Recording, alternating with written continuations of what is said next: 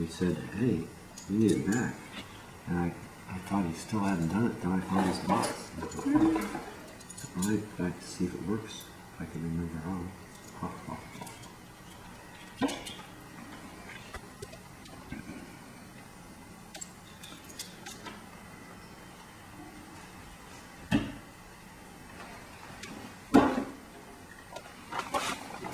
Trying to untangle this. It might be a bit ambitious. Voiceover. Fleur working diligently to untangle the mysteries of the mouse.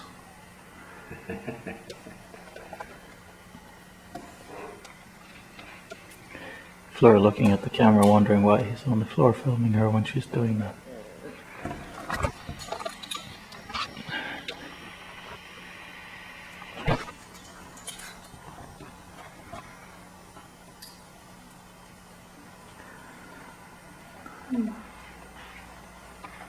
Got it? Doug with a digital camera on his finger before the... Thank you.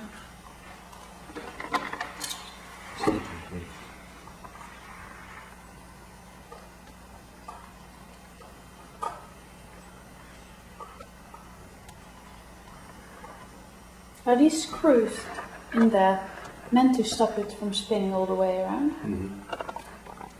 Oh, yeah. It's because those are potentiometer.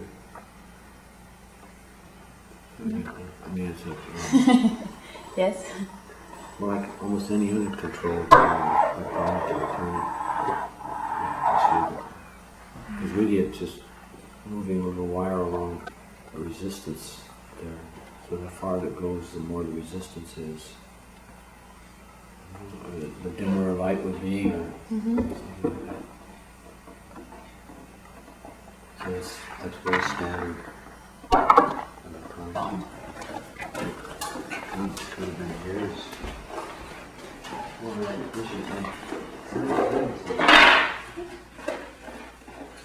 Oh, they're on your ones.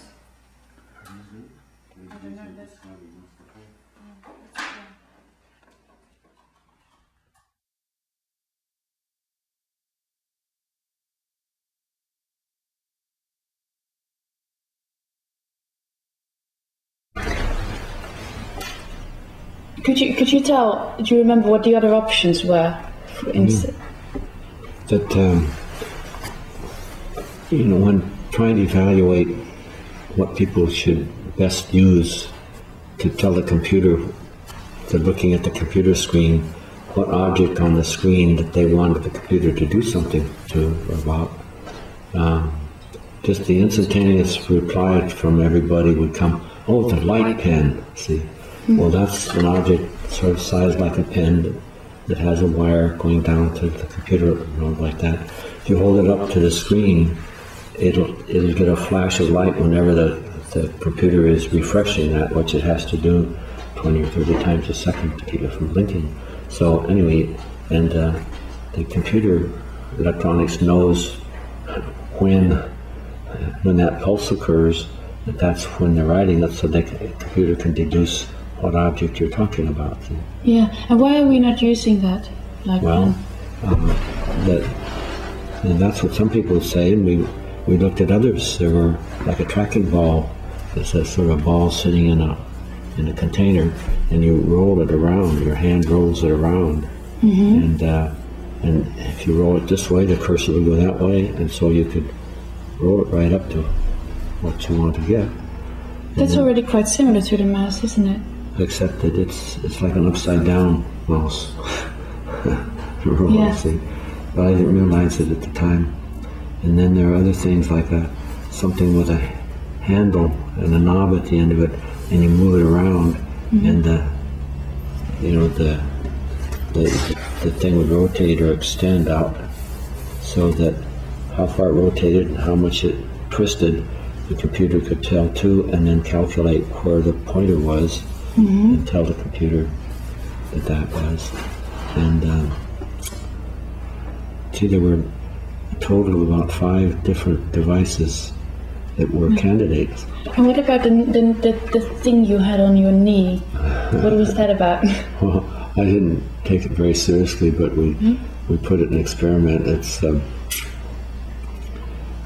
idea started with realizing when I'm driving how really the delicate way in which your foot on the accelerator can really keep adjusting it, very refined way. And it occurred to me, you push a pedal up and down for how far up and down the screen you'd like the cursor to move, and how would you do the sideways? Well, could you twist your foot? Well, and I realized if you're pushing something to your foot, your knee is free to move. And then it became easy to say, I'll get something that you slide your knee in when you get in there, and if you push it up and down, then the cursor will go up and down. And if you move your knee sideways, it'll move the cursor. And so we actually built one of those, but everybody would assume that it'd be, the thing is that keep your hands really free. Yeah. And so it really had that advantage, but everyone thought that was, no, nobody's going to sit in there and fit that on their knee. Yeah. But you could use your heel sideways, up and down.